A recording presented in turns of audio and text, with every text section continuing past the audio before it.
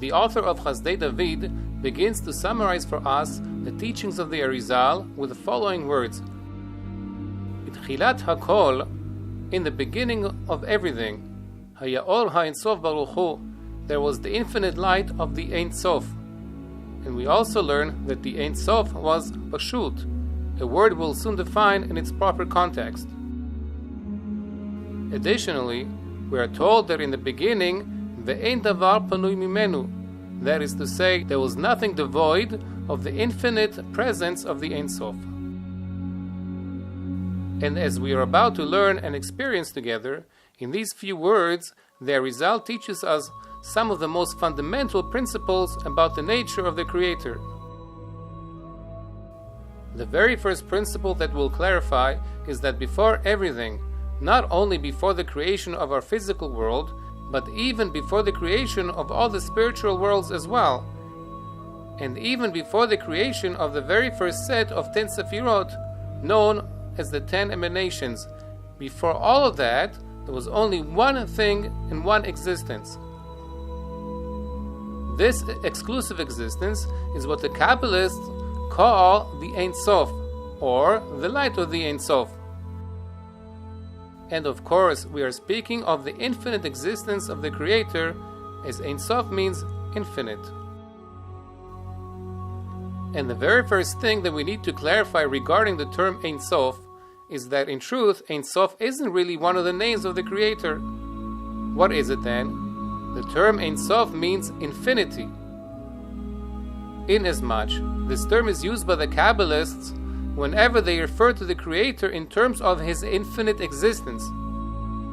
Nevertheless, it is only by way of reference that they use the term Ein Sof, but not as one of His holy names. However, let it be known that when the Kabbalists do speak of the Creator's infinity, they may actually be referring to more than one aspect of His infinity. Of course, the first and most often mentioned aspect of the Creator's infinity is the fact that His existence is truly infinite. As we know that He always existed in the past, still currently exists in the present, and always will exist in the future. If so, then we can surely say that the existence of the Creator could be called a necessary existence, as pointed out by the Ramchal in the beginning of his book, Derech Hashem, since after all the Creator must always exist, and that of course is a function of infinity. But that's only the first reason. The second reason for which the Creator is called Ein Sof encompasses another aspect of the Creator's infinity, an aspect which isn't very well known to the Torah world at large. And as we are about to learn, this aspect of His infinity is conveyed by the Arizal in the word Pashut. Simply put, the word Pashut could be translated as simple or straightforward, but that is a far cry from what the Arizal intended to convey to us when he used this term with regards to the infinite Creator. In order to understand the Arizal's intention in calling the Creator Pashut, we'll have to pause for a while and clarify this matter in depth. And if you ask me, understanding this concept is one of the deepest and one of the hardest secrets to properly grasp. Why so? Because this concept defines a fine difference between the Creator on the one hand and all of His creations on the other hand, even the most spiritual worlds and all their Sefirot. Where am I going with this? My goal is to bring to your attention that all the creations, beginning with the most physical creations that we find in our physical world, and all the way to the holy names, which are also creations, as we'll eventually learn, as well as all the Sefirot that make up the spiritual worlds, all of them have a beginning and an end, as only the Creator has no beginning and no end. And if you'll insist on asking me, so what's so difficult to understand? I'll clarify that I wasn't implying that it is difficult to believe that the Creator is infinite, as even the Gentile philosophers have come to the conclusion that there must certainly be a primordial existence that preceded everything else, who always was and always will be. But the point that I actually wanted to bring to your attention is just how difficult it is for our limited human brain to understand the nature of this infinite existence. Additionally, I wanted to stress to you just how removed from our feeble human mind is the understanding of how and where all the eventual creations were before they were actually created, when the only thing that existed was the infinite creator. And although at the end of the day, human beings are truly restricted in their mental ability to grasp exactly how and where all the eventual creations were before they were actually created, nevertheless, the result sums up everything that human beings can actually understand regarding the relationship between the infinite creator and all the future creations in one single word: Pashut. This is why we were taught that in the beginning of everything, the light of the Ein Sof was Pashut. And in my humble opinion, I believe that we can simplify the result's intention in telling us that the Ein Sof is Pashut with the following parable. Let us take this box for example, which, as we can see, contains many objects that would later on come out of it. And of course, the comparison is to the infinite creator that all the creations would eventually come out of during their eventual creation, be it all the holy names, or all the worlds and all the sephirot that make up those worlds. Now, I'll ask you the following question. Does the fact that all of the creations must have certainly come out of the Creator necessitate us to say that all of these creations were deposited inside of the Creator, so to speak, the way all of these objects are deposited in our allegorical box, until the time came for each and every single one of them to come out during their creation? If so, that would insinuate that inside the Creator there are actually as many internal subdivisions as the number of creations that would eventually come out of Him. But if that's the case, then we would end up with the understanding that the Creator was actually comprised of all these parts until He eventually unloaded them, i.e., until He, so to speak, gave birth to them. If so, then that certainly isn't what you would call Pashut, but rather Murkav and complex. So what is called Pashut? And how does the result want us to understand the Creator's existence in relation to all the creations before they were created? In order to begin understanding all of the above, we'll continue with our artistic liberty and refer back to the parable of the box. Believe it or not, this box is actually supposed to simulate the nature of the Creator that all the creations must have certainly come out of. After all, where else could all of these creations have come from, if not from this box, which, as we said, so to speak, represents the Creator? And of course, it is needless to say that the Creator surely is not a box, nor does He have any other shapes or dimensions. However, all of the Kabbalistic secrets in the Zohar and the writings of the Arizal are expressed by means of a parable, and therefore we'll also continue that tradition by offering parables of our own as we progress together in our learning. Having clarified that, we'll now take a peek into our box with the eye of our mind, and so to speak examine its contents. And what do we see? Nothing but the Creator Himself. Yes, this is a taste of what the Arizal termed Pashut. In other words, with the help of this diagram, we should be able to appreciate that the Creator really has no subdivisions whatsoever. And not only that, but when we take to heart that we are actually speaking about the Creator even before the creations came out of Him, we should be able to appreciate that all of these future creations were not really inside of the Creator, were they? At least not the way we would expect them to be, since after all, they must have all come out of Him. If so, that begs the obvious question, where were they then? Since all of the future creations are nowhere to be seen in our illustration, we must therefore conclude that they were not actually inside the Ein Sof, at least not the way we would expect them to be. And why is that? Because by definition, the Creator does not contain anything else, since after all, He is Pashut.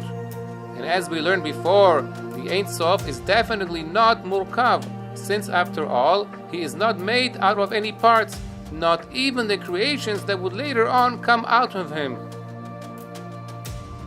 In summary, the point I'm trying to make here is that this is yet another form of infinity. Namely, since the nature of infinity is to stretch out to anywhere and everywhere, therefore that leaves no room whatsoever for anything else to exist within this ever-stretching infinity. Therefore, although we know that all the creations must have certainly come out of the Creator, nevertheless, we cannot really say that they were contained within the infinite Creator before He created them, can we? In summary then, the nature of a Pashut existence is to be non-compartmentalized, allowing no room for any subdivisions whatsoever within its infinite existence. And that is exactly what the Arizal wanted to impress upon us, that in the very beginning, the infinite Creator was one unified existence, to the point that even all His future creations were completely one and with the Pashut existence of the Ein Sof. And by now, you should all be able to see with the eye of your mind how this feature of the Ein Sof is also a form of infinity, since by definition, anything which is not Pashut but rather Murkav certainly cannot be infinite. And in my opinion, we can offer yet another parable to help us understand even better the Pashut nature of the Ein Sof. After all, it cannot be a coincidence that the Kabbalists chose to refer to the infinite Creator as light, as Or HaEin Sof. And certainly it goes without saying that the physical sunlight that illuminates our physical world is definitely a physical light and not a spiritual light. And especially since the scientists have recently discovered that the physical light isn't merely waves of energy, but is also made up of tiny physical particles. Nevertheless, the Kabbalists have chosen to refer to the Creator as a light for the simple reason that our light is the least physical of all the physical things that we find in our physical world. And based on that comparison, the Kabbalists wanted to impress upon us that the spiritual Creator is also as removed as could be from our physical world.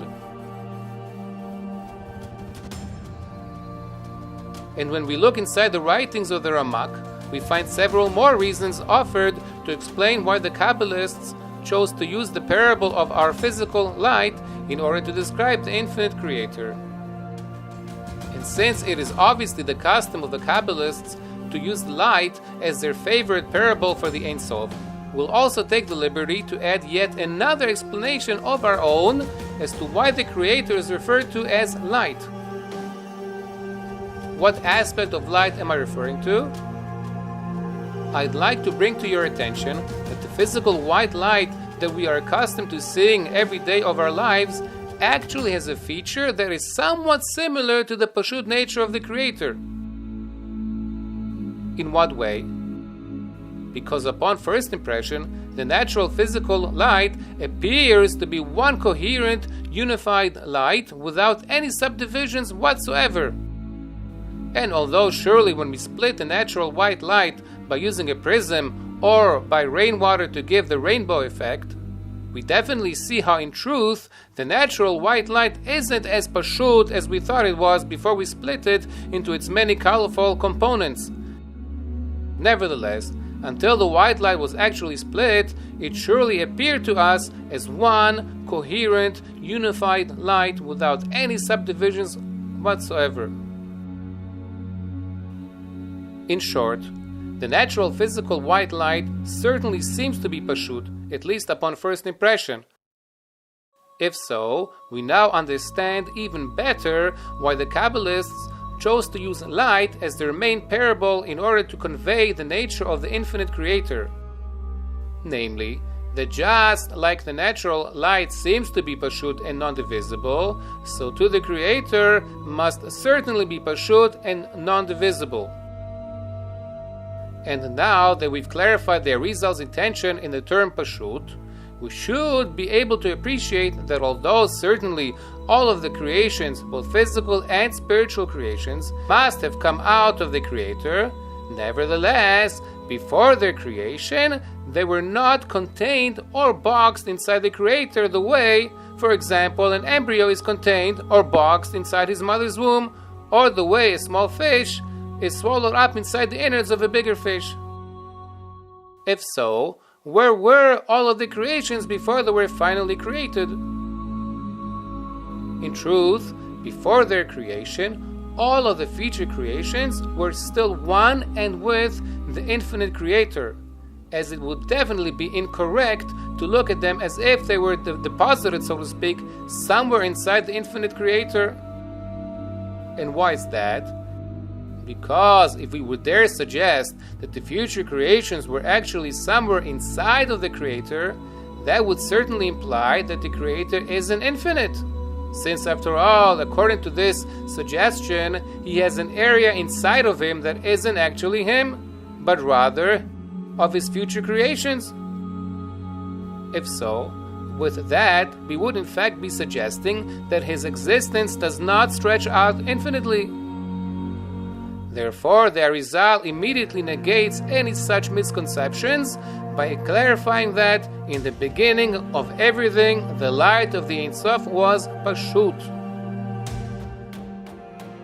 And after clarifying that there was absolutely nothing inside of the Creator before the creations were created by him, we continue to learn that Ve'en davar panui mimenu, that there was nothing devoid of his infinite existence. In other words, he was everywhere. And that shouldn't really surprise us, since we already learned that in the beginning there was only one single existence, without any exceptions whatsoever. That is the existence of the infinite Creator. If so, we can say that not only was the Creator everywhere, but he was also everything. In other words, Ein davar panui mimenu. And this is why the Kabbalists refer to the Creator as Ein Sof, which literally means no end or no boundaries. As after all, the Creator's existence truly has no boundaries whatsoever. If so, it is only natural to induce that his infinite existence must necessarily be everywhere, which of course means that there was nothing devoid of the Creator's existence. And if you have been paying careful attention to everything we've been learning here, we seem to be saying an incredible chidush, an insight which seems to contradict the very famous adage about the very first act of creation. As we must have all learned before, it is commonly understood that the very first act of creation was yesh me'ain, literally something from nothing. So what's the seeming contradiction? The famous adage, something from nothing, would indicate that in the very beginning there was absolutely nothing, until the act of creation gave birth to the first something. But wait a minute. Did we not just learn that in the very beginning there was actually something, namely the existence of the infinite Creator, who the Kabbalists call the Ein Sof? Surely the Creator should be considered as something, shouldn't he? And since that's obviously the case, that begs the obvious question: where did the first nothing come from, and when? In the near future, we'll surely address both of these questions. However, even before we do so, you should already be able to appreciate the point I was hoping to raise, that in the very beginning of everything, there definitely was something. If so, why do we find the phrase something from nothing in relation to the very first act of creation? We should know that the phrase something from nothing, yesh me'ain, is actually referring only to the creation of the physical matter in Olam HaAsiyah, which, as we'll learn, is actually the very last world to be created. Indeed, regarding the physical matter, we can surely say that its creation was literally something from nothing, since before the physical matter was created, it surely did not exist. Therefore, its creation truly was something from nothing. But that wasn't the very first act of creation that we are currently speaking of.